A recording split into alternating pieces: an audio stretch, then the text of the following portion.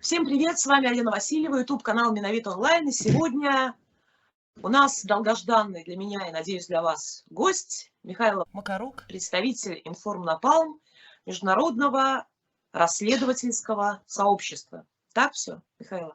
Так, в принципі так, но якщо всі говорять зразу, то ще є одні розслідувачі типу Bellingcat, чому різниця? Ми волонтери.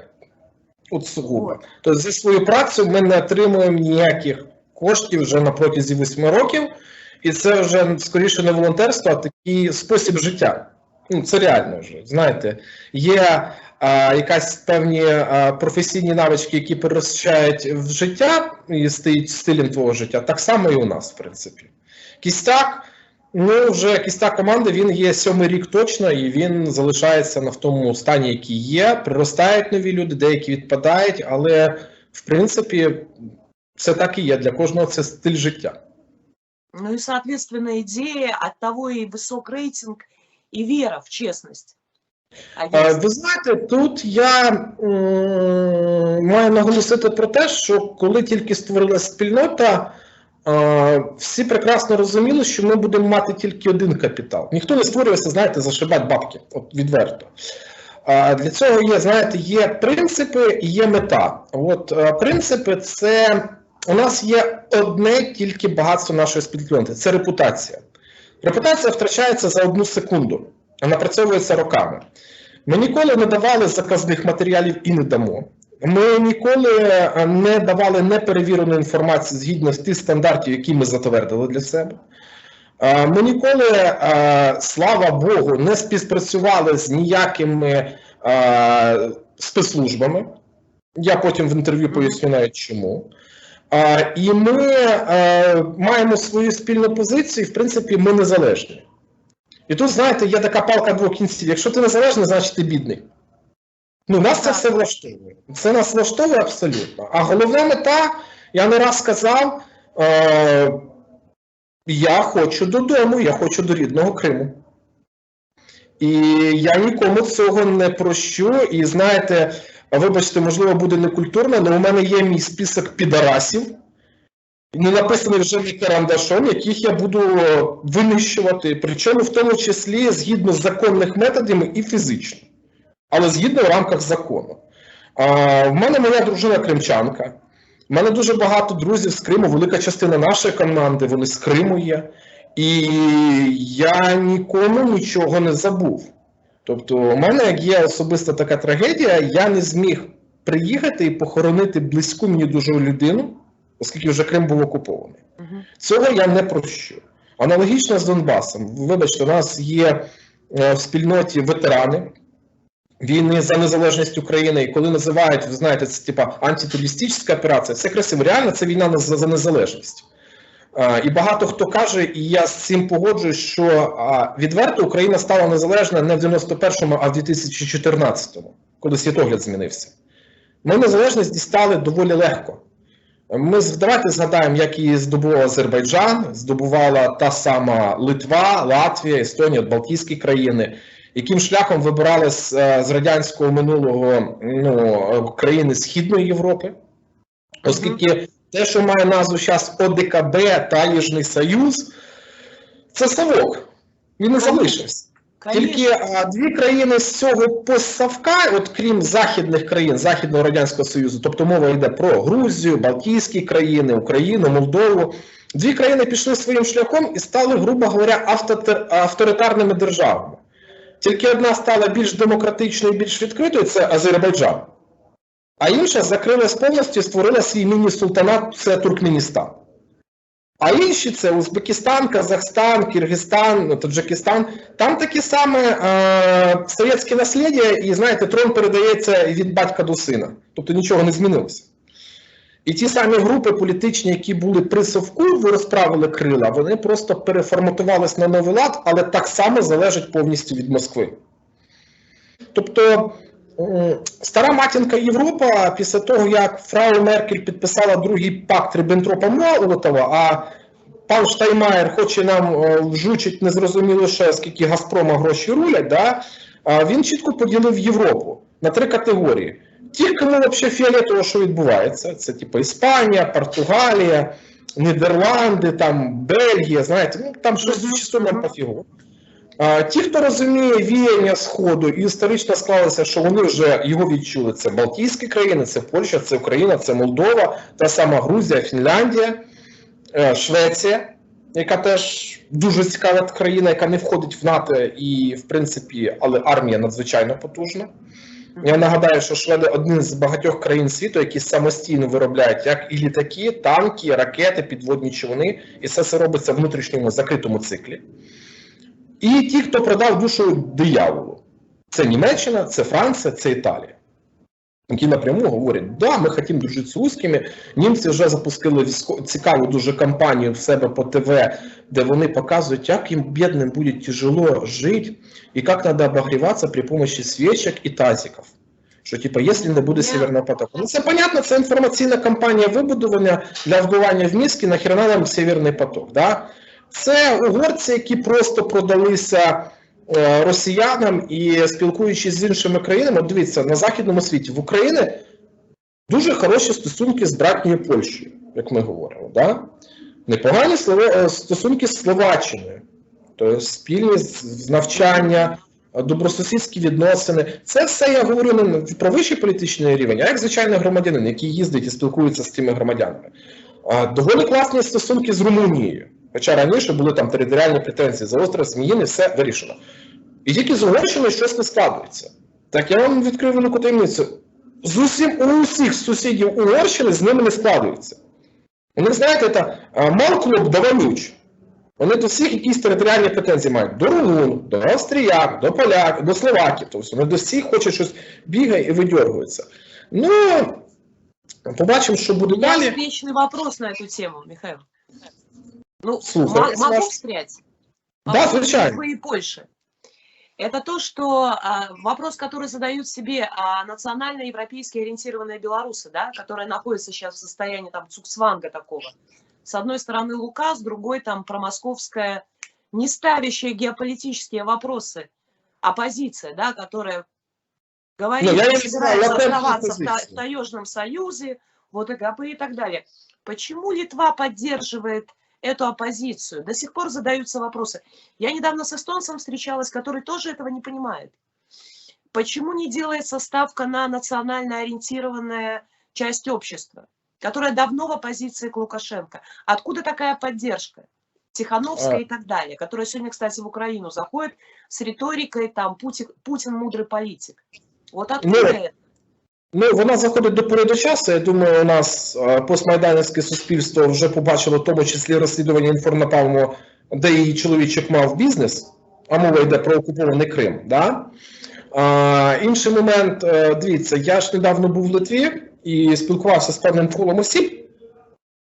Ситуація з Тихановською дуже цікава.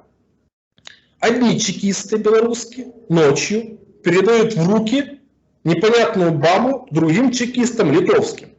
Угу. Miracle, да, як кажуть британці. І, знаєте, ні вашим, ні нашим, і от поэтому я називаю латентне. Да? Я розумію, литовцям їм ні з ким працювати більше. Ну, реально. Ну, по Білорусі ні з ким працювати. Оскільки, от як ви кажете, та проєвропейська, пробілоруська частина спільноти, яка знаходиться в опозиції до вашого усатого таракана, і в опозиції крашки. Так її не видно і не чуть. Ну, я от як пересічний громадянин, я її не бачу толком. Да? Як ми з вами попередньо говорили, існує 5 людей, і все.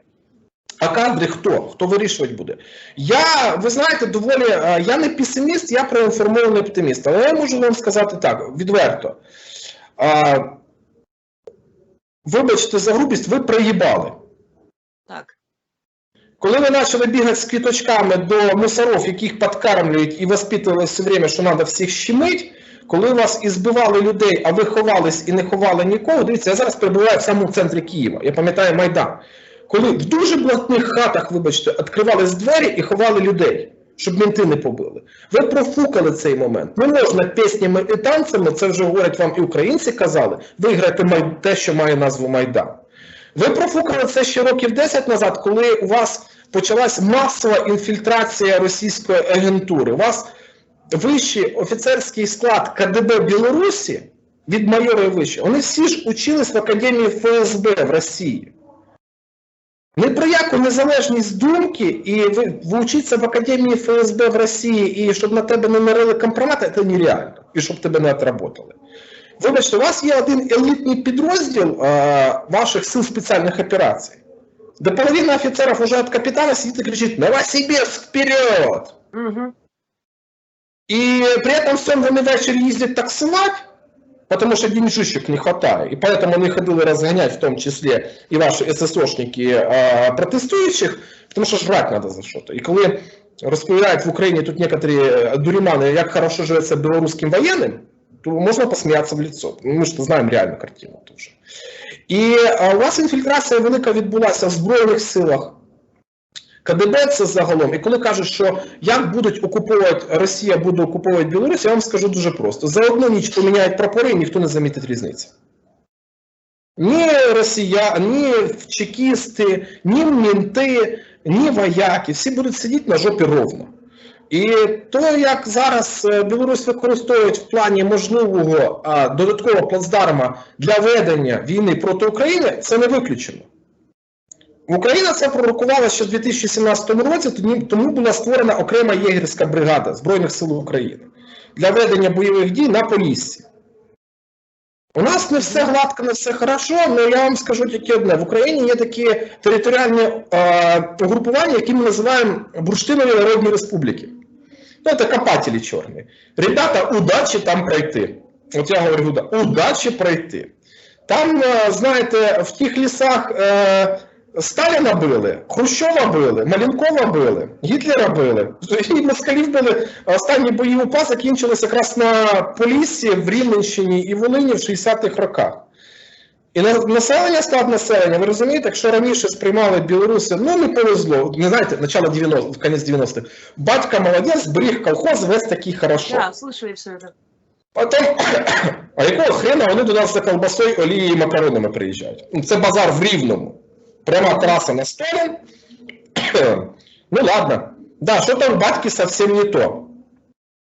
А тепер дивляться і думають, да ну його нахрен. От, це яскісна позиція.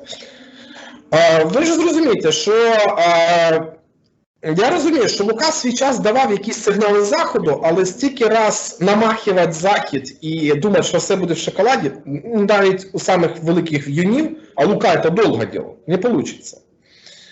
Тепер він попав спочатку під економічну голку Росії, тобто нафтову і газову. Тепер під військову. Вот, я хотела спросить об этом. Дивіться, почнемо з АЗів. Договір ОДКБ, який був створений. Білоруські збройні сили не цікаві Російській Федерації. Вот не интереснее, честно. Потому что это давай, поїм, ми своїх дебілів наберемо. Но от як додаткове м'ясо, тому що після 8 років війни в Україні, в Сирії, є в армії поняття безвозвратної потери. Це, то есть, якщо когось вивели з строю або вбили спеціалістів, на підготовку якого потрібно дійсно велика кількість часу. Це військові льотчики, снайпери, водії-механіки, ті, хто служать на машинах радіорозвідки, радіоелектронної боротьби, ракетчики, тобто великий спас населення. То тут бідося.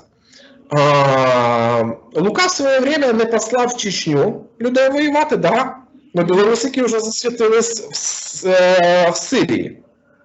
Це вже факт. Зараз, сьогодні, якийсь невідомий борт чомусь вилетів з Мінська в Сирію теж. Лука сказав, що на захист територіальної цілісності від тероризму Таджикистана він направить теж своїх миротворців. Да? Тобто це вже було.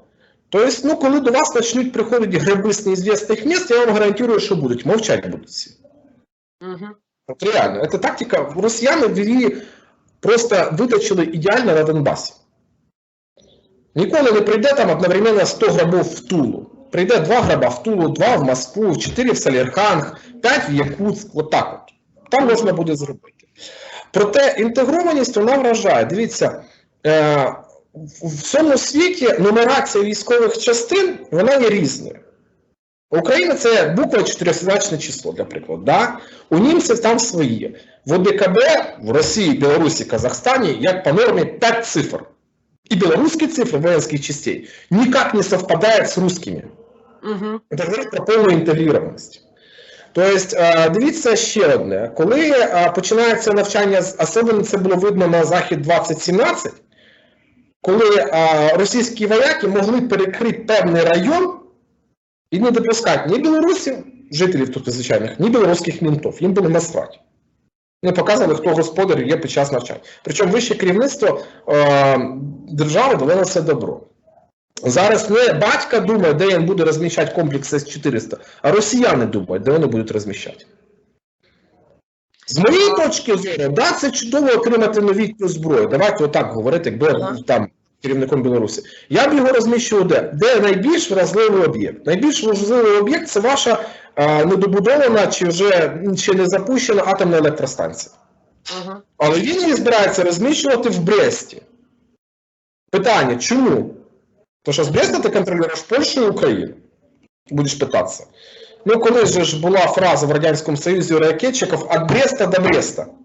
Контролювати повинні все. Те ж саме вони намагаються втілити і зараз. І, якби, ви розумієте, прокачка тих же самих пропагандистів, які як по дзвінку були визвані під час протестів з Росії до вас і працювали Геббельсом реальним. Ну, та ж сама Сімонян, і вони робили такі, ну, доволі смішні помилки, як це було у нас, да, вони намагалися. Це читалось відразу. Ну, у них з'явився якийсь свій зарівник, вони воспитали подрасль, але культура у вас інтегрована все більше. Тобто те, що я знаю з білоруської культури, тобто це з митців, там, з письменників, з культурного дбання, це все білоруси, які виїхали з Білорусі. Ну, от реально. Але знаменитий Міхалок, він же ж в Мінську і не появляється на теренах Білорусі. Тобто він сам казав, що мене більше пов'язується з Києвом і з Дніпром тепер все. Ну, це можна зрозуміти. Проте, зрозумійте, все йде з мас. Як було сказано, найбільше білоруську мову використовують де офіційно? В Мінську. Ну, так склалося вже у вас. Хоча мова народності, вона має виходити з сіл, з провінції. Це в Україні, для прикладу, є. Так? І коли вже був повністю зрусифікований Київ, це ще при Янику було, то зараз в Києві більше говорять на українській. Оскільки це стало... Я вижу ці старання навіть серед тих... Бачите, ці перекоси йдуть. І, наприклад, такі доволі зрусифіковані регіони, як то Харків чи Одеса, вже теж йде перекос, вже поступово. До речі, я нагадаю, що саме місто Харків було оплотом українського націоналізму на початку 20-х років, коли існувала Білоруська Народна Республіка, Західноукраїнська, Українська Народна Республіка. Саме Харків був оплотом націоналізму української мови. Але під час наступу Муравйова, згодом колективізації Красного терору, Харків вже ж був винищений. Просто.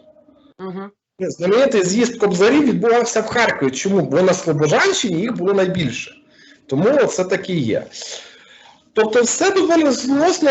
У вас наступ пройшов і він пройшов російський, він закріпився на позиціях і вже викопав шанси в культурній, в медійній, в мовленнєвій, в військовій і в, я скажу, і дипломатичних сферах. Це все засіло. Что касается все-таки возможности войны и окончательной оккупации, ну, скажем так, закрепленной оккупации Беларуси, аннексии. Да, во-первых, осталась ли техника после Запада 21? Я хотела сказать, чем это отличается? Остались ли базы российские, которые от нас скрывают? И какова вероятность для Украины получения вот этого второго Северного фронта на сегодняшний день? Наші політики розглядають її доволі активно. Зрозумійте, ми, вперше за все, інформували розвідувальне волонтерське агентство, ну, як ви сказали, ну, спільнота. Один з американських генералів в початку 50-х років ХХ століття сказав, що основним і єдиним користувачем розвідки інформації є політики. Він абсолютно правий. не суспільство. І політики думають, що з ним далі робити, як примінити. Наші політики зараз відкрито говорять, причому це говорять там не опозиційних партій типу ЄС чи «Голос», да? А «Слуги народу» відкрито говорять реальну можливість конфронтації з Білоруссю. І реального закріплення кордонів. Тому ми закупаємо для прикордонників велику кількість техніки, тому подібне. А той бензиновий шантаж, який намагався зробити Лука, то ми маємо подякувати, оскільки ряд українських заводів, які просто стояли, почали запуск і модернізацію. Тобто, розумієте, країна, яка має порти і декілька кордонів, вона бензином себе не забезпечить, в даному випадку Україна. А для Білорусі недоотримання близько $2 мільярдів буде значним ударом. Якщо ми говоримо про техніку, яка залишилась, давайте оперувати тільки фактами. Спочатку в Білорусь заходить велика кількість вертольотів Мі-35, Мі-171 і ймовітніх модифікацій Мі-8. Певна кількість літаків Су-30. Ми бачимо перекидання і відосики в відкритих джерелах, перекидання комплексу С-400 «Тріумф». І потім Лука говорить під час закінчення навчань, що ми закупим или получим у русских определенное количество самолетов, вертольотов, комплексів і тому подобне. Так воно вже сталося. Тобто росіянам не потрібно якось в Білорусі, як в Україні це вони роблять на Донбасі і в Криму, ховати свою техніку і свою присутність. Ми в АДКБ, у нас єдиний договор защити, ми підписали єдиний договор про захист протиповітряний і протиракетний. У нас постійно нові учення. Тобто вже легенди не потрібно, вони вже так катаються, як мають. Тобто там іде вже узгодження. Питання в тому, що я думаю, та ж техніка, яка зайшла, вона вже у вас і залишилась. Вже все. Так стоїть в бригадах, в полках, вже вона нікуди не дінеться. Питання в тому, що своїм впливом росіяни розвалюють цікаві ваші напрацювання, розумієте, в техніці. Ну, наприклад, дуже красномовним є, на мою думку, ситуація з ракетним комплексом «Полонез». Оскільки далі росіяни нікуди його не пустили. От Азербайджан купив свого часу і все. Білорусь і Азербайджан. Далі ми нікуди не пустимо його. Тобто, ну, а нащо їм розвивати якийсь певний конкурента, якщо вони будуть толкати в свій Іскандер везде, де тільки можуть, експортну варіацію. Що таке Іскандер? Це заміна комплексу .У. Тобто вони думають, от у них Іскандер, у вас Полонез, ми ж там зараз працюємо над Громом або Сапсаном комплексом, тобто кожен по-своєму. І інтеграція вже відбулася, оскільки військові навчання вже, зрозумійте, навіть те, що Білорусь називає машинами своїми «богатирь», да, військовими, це ж китайці передали ці машини безвозмездно, то есть даром. Чому? Вони дуже схожі за характеристиками і за показниками на «Тігри». І білоруський ВПК іноді отримує напряму замовлення про модернізацію або перенесення певних типів озброєння на новітню російську техніку. Я вам поясню, що, наприклад.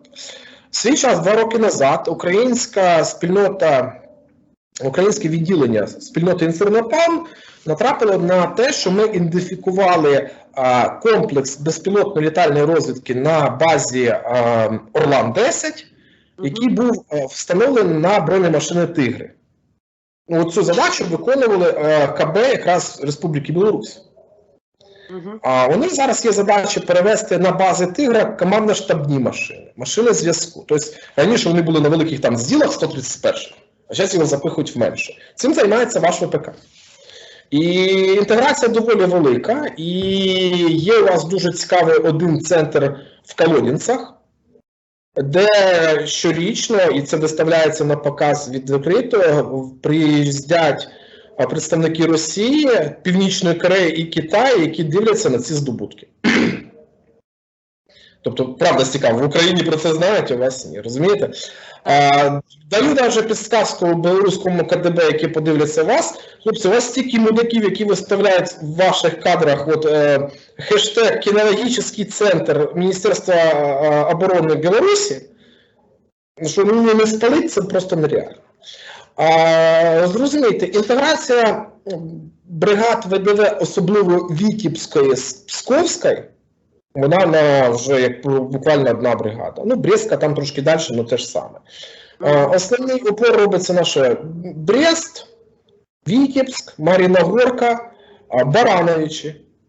Військовий аеродром, реконструйований, комплекс С-300 розвернутий, літачки сідають, все чудово. Є ряд пропагандистських телеграм-каналів Російської Федерації, які постійно анонсують і дуже сильно показують, як білоруські військові приїжджають часто на навчання в Росію. Тобто інтеграція Збройних сил, я можу сказати, відбулася на відсотків 80 вже точно. Ну, інший момент, що жодний статутний документ в білоруській армії не видається білоруською мовою.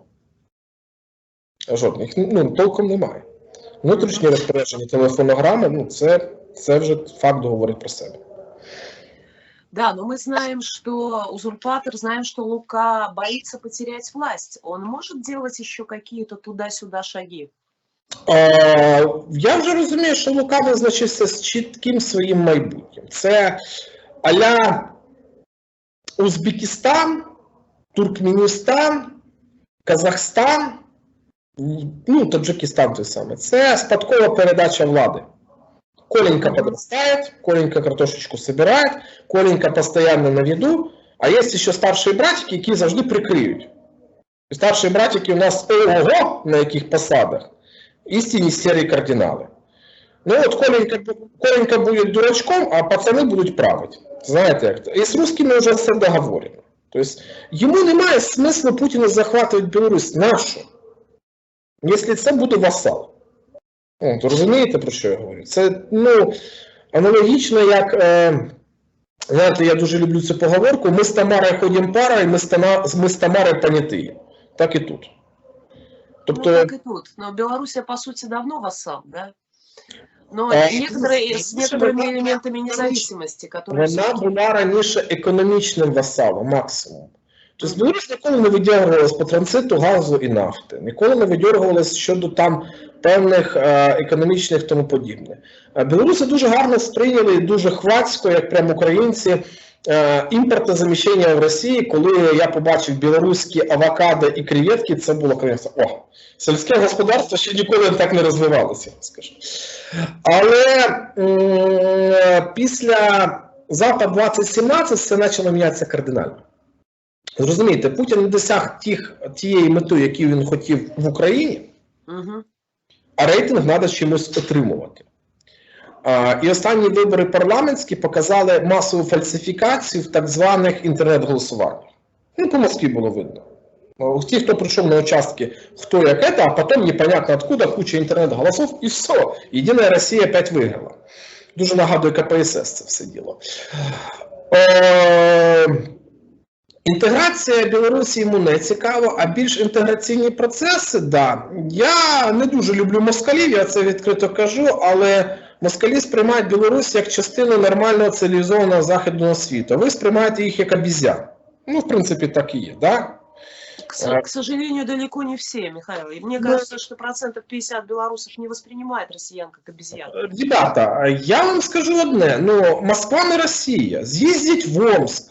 З'їздіть в Астрахань, де в центрі міста стоять бараки з парашами. Да? Подивіться на ту саму Тулу, Смоленськ. Ну, це ж жопа міра. Ви розумієте, от... Я-то понимаю, я там русофобка, а вас у нас... Правильно? Ви ж по Україні катаєтесь.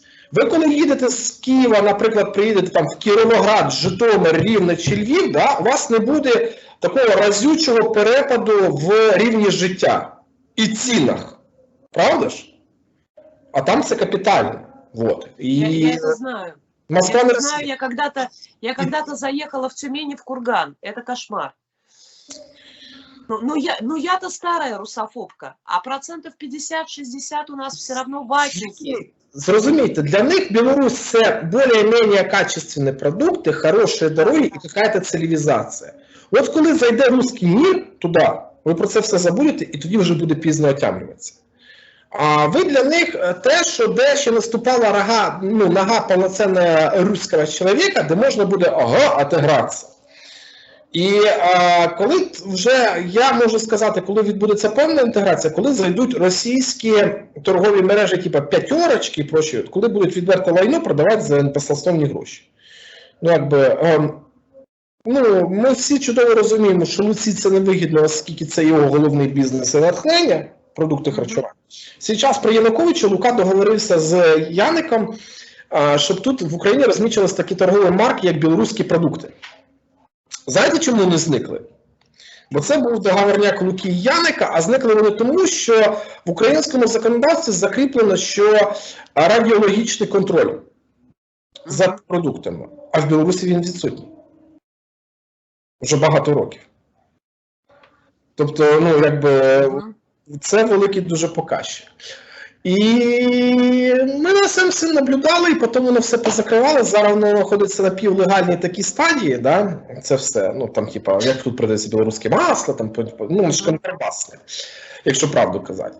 Мало хто офіційно возить. Лука зараз буде закривати доступ для українських продуктів. В принципі, для України це нічого не значить.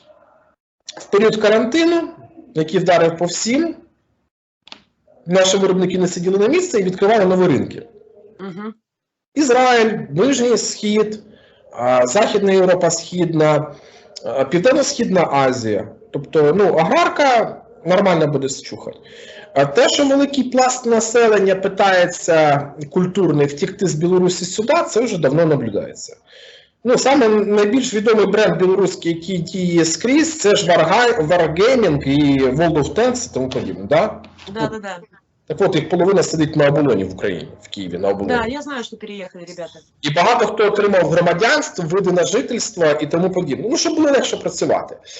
Але от те, що з закриванням цього занавісу сюди біжить куча шлаку, це факт. І питання цього шлаку і його якості, коли вони приїжджають, починають якісь там проросійські ідеї тікати, ці самі сектанти Тихановської, да, то це трошки невесело. І ви розумієте, я от хочу нормальних опозиціонерів і вміняємих людей застерегти, що якщо вони трошки не опустяться, то всі будуть думати так про всіх. І як казав Лесь Подивянський, рано чи пізно почнуть пиздить. Відверто.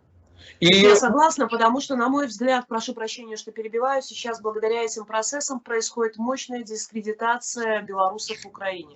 Нічого не забуто. І ніхто не забути. Розумієте? І нам хватило Малюти, да, товариша Боцмана, теж відомий білоруський опозиціонер.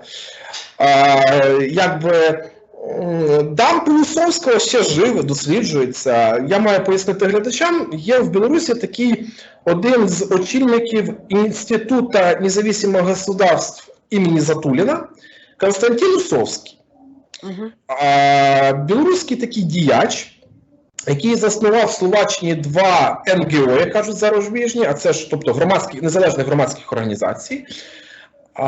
І він курував ряд акцій в Польщі антиукраїнських.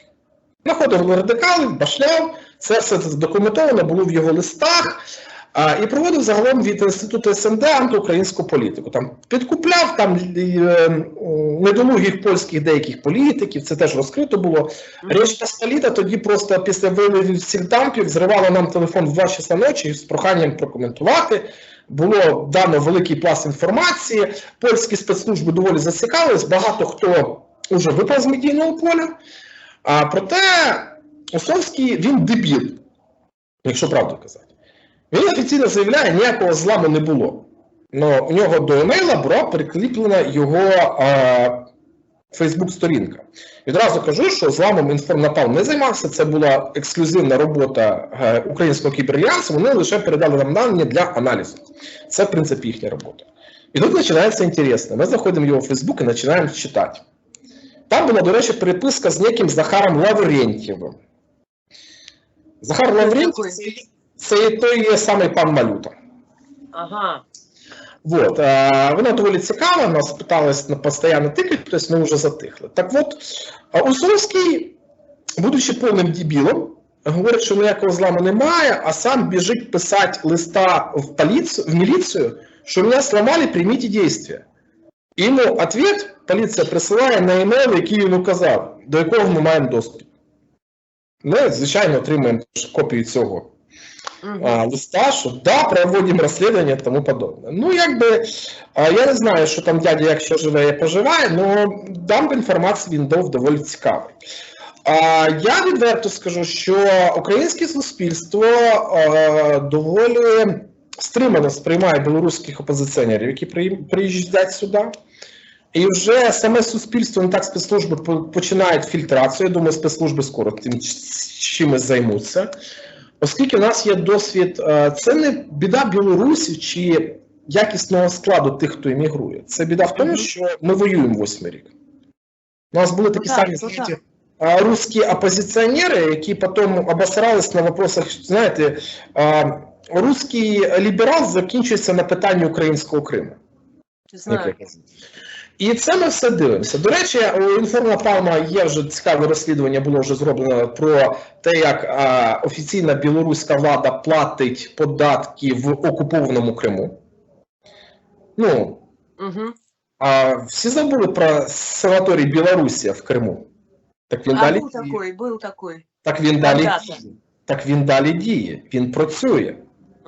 Він знаходиться в очині якраз управління справами адміністрації президента Білорусі. Туди ваші політики їздять відпочивати далі, приближені всякі такі получають путьовочки туди. І вони платять податки в окупованому Криму. А це вже порушення міжнародного законодавства. А от цього я не знала, кстати, даже. Ну, є, це можете ввести, ви подивитесь на це все в ефірі. Ну, там є в статті. Так от, якби зубки точаться. Зубки точаться, і я розумію, що це все робиться. Розумієте, якби нам трошки легше. Я поясню чому. Для більшості іммігрантів, там, в тому числі політичних, Україна є перевалочна база. Всі ж стремляться там в Європу. Білоруська опозиція стремиться, я не знаю, там медом помазаним потрапити в Литву, в Польщу. Деякі там вже дуже хочуть вигрібнутися, то вже в Швеції. Да? Або ж там в Німеччині. Чому так? Ну, оскільки тільки або реально професійні, думаючі можуть закріпитись і заробляти гроші, тому що ніхто не буде тут давати просто так деньги, тому що ми бідні, у нас тут сових таких хватає. Залишаються реальні професіонали, за що вам, пані Васильєва, респект і повага моя. Або ж ті, кого хтось посадить на якісь, знаєте, ради політичної доцільності кейс. І буде бігати, як там дурачок, розказувати, що треба на гроші якогось олігархічного телеканалу. Ну, люди це все бачать. І це доволі цікава фільтрація. А щодо Ідола Тихановської, ну, ви знаєте, в мене дуже великі сумніви щодо її репутації, і в мене є пряме питання, а не розробка ти ли Кремля, тьотя? Почему их стала принимать европейская солидарность так бурно? Ви зрозумієте, всі розуміють, що Луки уже кабзда, і треба якийсь приємник. Да, но это ж люди просто...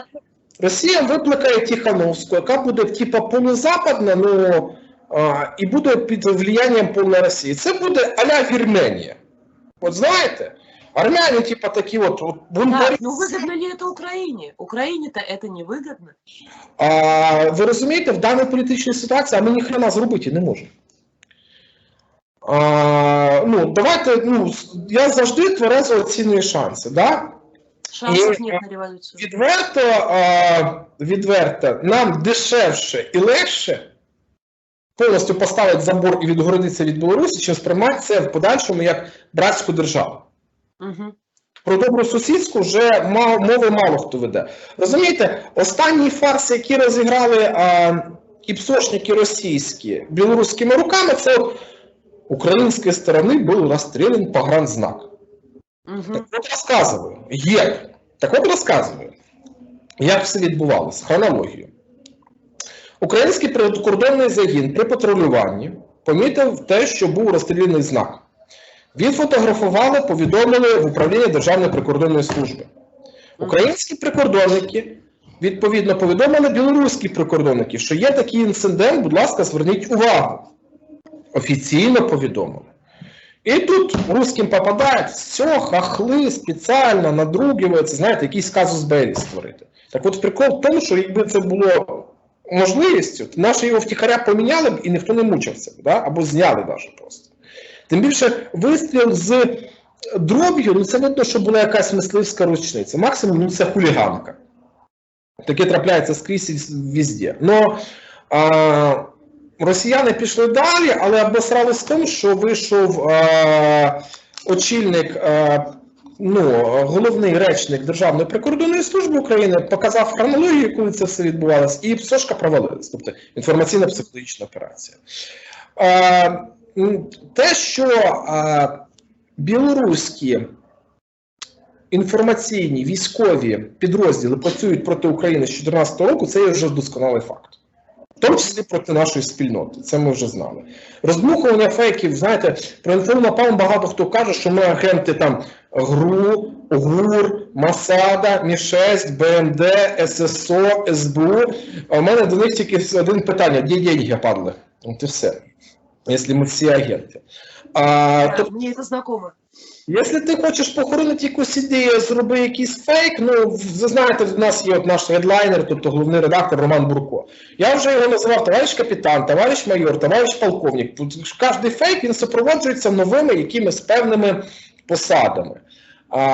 От я, наприклад, в одному телеграм-каналі російському, який належить, в принципі, ФСБ, мене назвали Михаилом Кисленко, который пришел в Министерство обороны в футболке информнапалма и не палиться, и получать новые задания.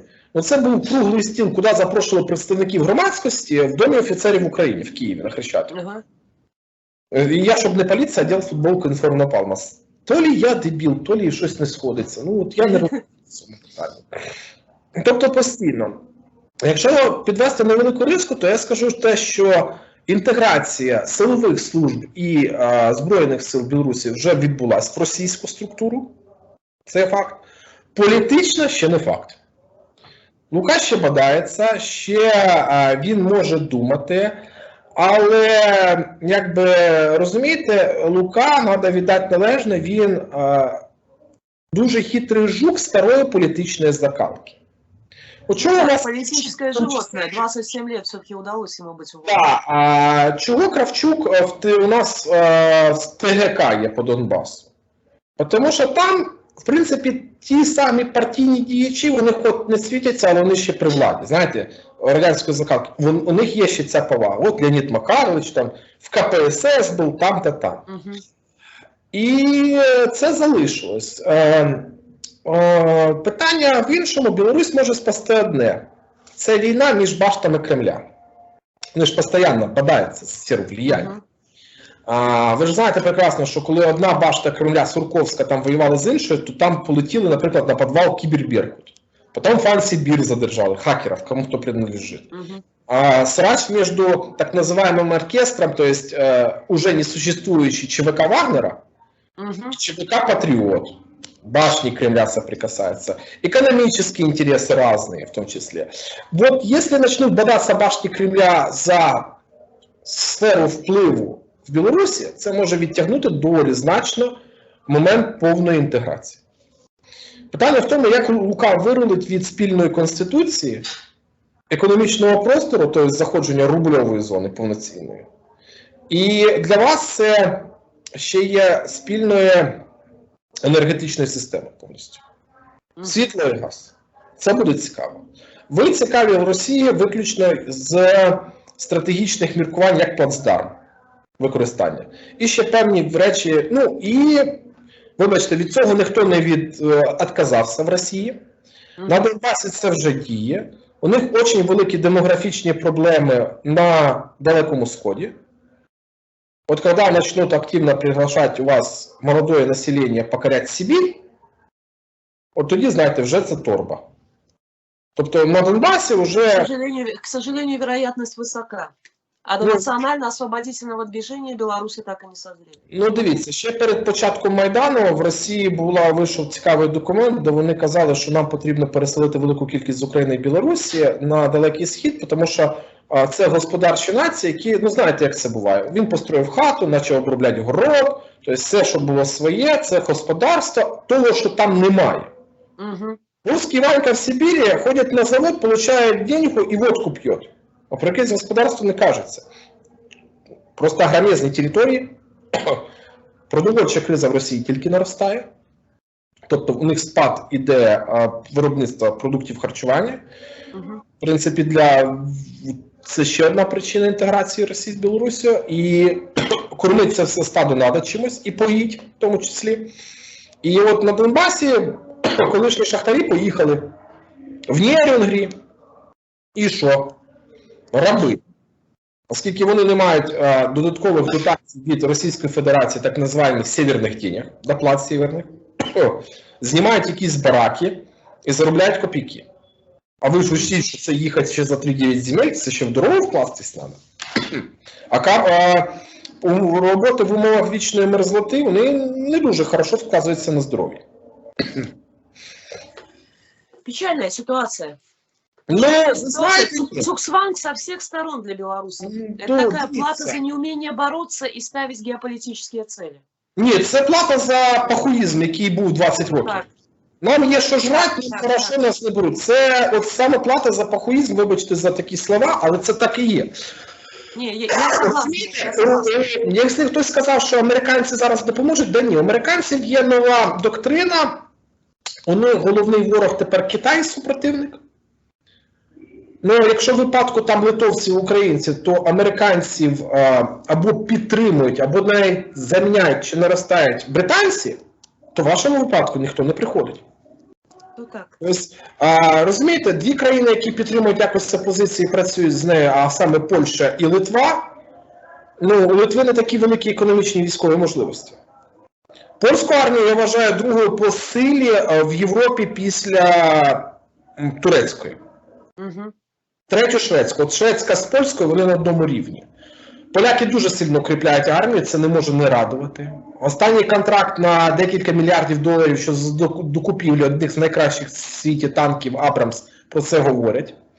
Розміщення F-35, Польща теж думає про покупку великого авіапарку. Зенітно-ракетних комплексів говорять про одне. Поляки хочуть, вони пам'ятають дихання Сєвєра, як вони кажуть, да? Битву чудо на Віслі, щоб не було опять, щоб його не допустити.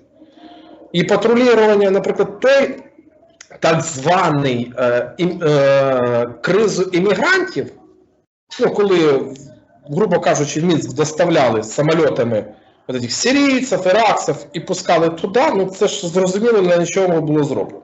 Про це попереджували зарані. Ну, поляки її з честю винесли. Для литовців воно більш було критичним. Ну, польсько-білоруський кордон, ви ж знаєте прекрасно, він нічого не представляє собою. Це не укріплено. Знаю. Ну, так і є воно. Знаю. Можно короткий вопрос в конце, Случайно. Михайло? Про Шишова что-нибудь есть какие-то данные? Про убийство Шишова? Я скажу тільки одне, те, що я знаю деяку інсайдерську інформацію. Як тільки стало відомо про вбивство Шишова, це рішення підіймалось на закритому засіданні Ради національної безпеки та оборони, і воно взято на дуже великий контроль. Я більш того знаю, що точно можу сказати, що цим зацікавились і в західних державах-партнерів. Тобто робота йде. Але я вам скажу, не ждіть гучних заяв і бистрого всього, оскільки на такому рівні працюють не по персоналі хто, а по всій мережі. Я прекрасно понимаю, что там очень много хвостов различных вылезло, скорее всего. Біда в тому, що на ці хвости мова не йде не про розкриття їх, а про викорінення і знищення. Це буде велика операція, я думаю. Ну, як книжка пише в цьому випадку. І я маю надію, що це трапиться. Зрозумійте, те, що зробила війна за 8 років незалежності, ну, 8 років війни в незалежній Україні, це ми раніше були такою відкритою доброю нацією. А тепер вже з'явилось те відчуття, і ви чудово його бачите в Україні, це ми забули таке вміння, як прощати. Все пам'ятається, ви чудово це бачите. Тобто воно є внутрішнє, сховане, але всі це довго розуміють. Ви, ви ж не перший рік живете, пані Василь, в Україні, ви прекрасно бачите ті зміни позитивні і негативні. Але все-таки я вбачаю, що саме позитивних змін, вони торкнулись найбільше саме суспільства. Не економіки, а іменно суспільства. І її частини свідомості. І коли питають іноді, а нахрена ви виходите на той або другої там акції і тому подобне, і тут вже ви чуєте цю фразу, а щоб нас не було як в Білорусі. Ви ж чуєте це по Києву те ж саме. Тому питання в іншому, що до Білорусі загалом, якби мовити, з моєї точки зору, те, що, во-первых, у вас опозиція вся між собою розосралась. Кому-то шашечки, кому-то їхати, тому що це абсолютно різні світогляди, те, що говорили ми з вами перед ефіром. Да. Хтось на цьому заробляє, а опозиція а хтось працює. І це абсолютно дві великі речі. А другий момент те, що, на жаль, вона розбита у вас в Білорусі. На мою персональну думку, останнім реальної опозиційної сили це був Білий регіон. Все, після цього, як такової потужної білоруської опозиції не існує. Не може існувати в умовах диктатури опозиція без силового крила. Не можна. Піснями і плясками нічого зробити не можна. І це є фактом. Тим більше в умовах того, що силовий блок не то, що відданий Луці, він просто їм куплений з потрохами. Ви знаєте, мені дуже подобається французький наземний легіон. Там задають дуже гарне питання. Якої матері ти сюди прийшов? І правильна відповідь: я прийшов заробляти гроші. Це дуже професійна і яскрава відповідь. Тому тут буде важко. А загалом, що я вам скажу? Все буде весело, буде добре. І мені дуже, ви знаєте, можливо для ваших глядачів це і для вас буде прикро чути, але бачачи нашого північного сусіда, тобто вас, ми бачимо ті помилки, які робити не можна в ніякому разі. От я вважаю, що одним з головних державницьких законів на рівні закону, тобто основної бази Конституції, це є закон про статус і функціонування державної мови як української. І ви вже ж бачили, він приймався в 2018 році, що за 2 роки він дав.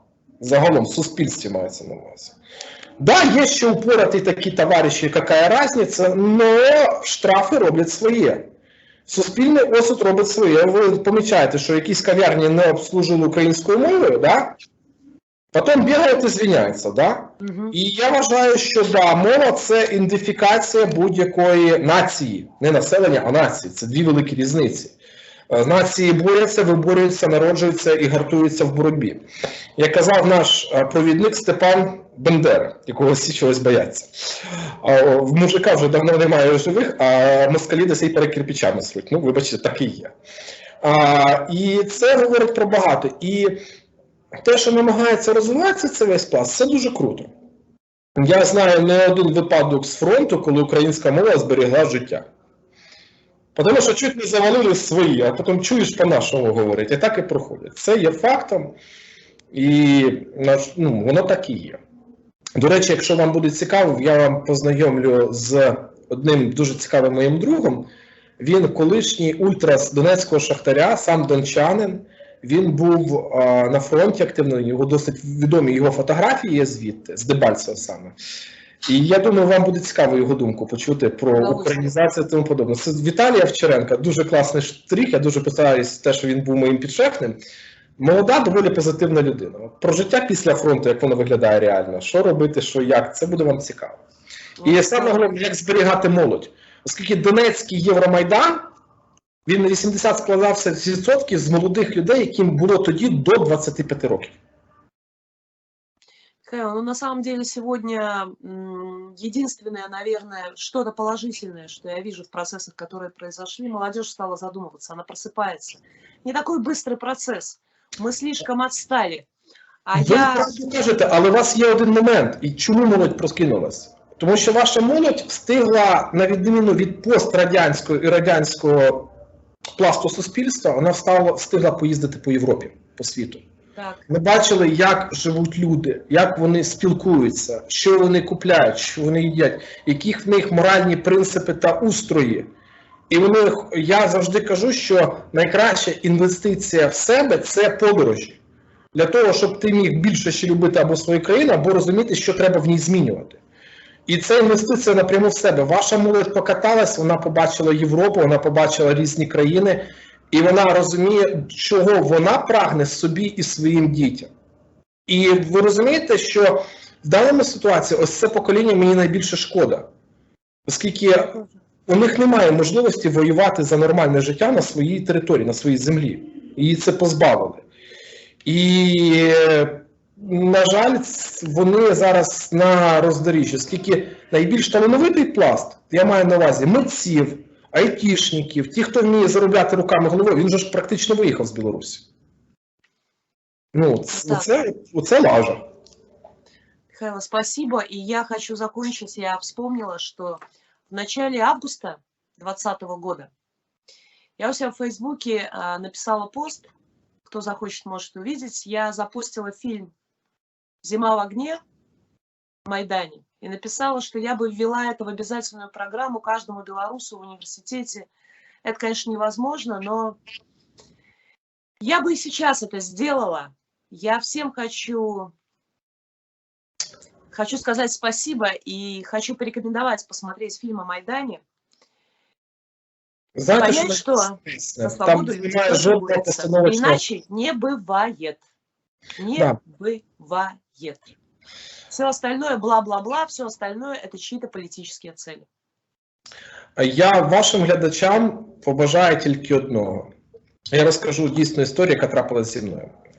В свій час, в 18-му році, за одному столі сидів хорват, словак, поляк, українець, себто я, і хорват. Ну, ми трошки піддали, і всі говорили своїми мовами, слов'янські. Всі друг друга розуміли, поки білорус не почав говорити російською. Ну так, ми поки так. І в них російська мова не є слов'янською мовою, це є факт. Тому, як казав один відомий поет, як парость виноградної лози, плекайте мову. Тому що я, наприклад, зі своїми друзями з Білорусі спілкуюсь з білоруською. Вони білоруською, я українською. У вас дуже недооцінена мова, вона дуже гарна, самобутня, але ж, дивіться, в Києві я жив на вулиці Якуба Колеса і почитував. Якщо його цінують тут, і мову цінують тут, то і ви цінуєте також своєї. Цьому я розумію, що багато зайшло такого якби втовдичення в голову, що це селюки і тому подібне, це не модно. Візьміть український досвід, коли молодь говорить з використанням того ж самого сленгу, да, українською, це звучить стильно і круто. Тому, саме як парость виноградної лози, плекайте мову. Гарного вам дня, і, як кажуть поляки, будьте крепкі, що польські обценьки. Дякую велике, Міша. Слава Україні, живе Білорусь. Героям слава.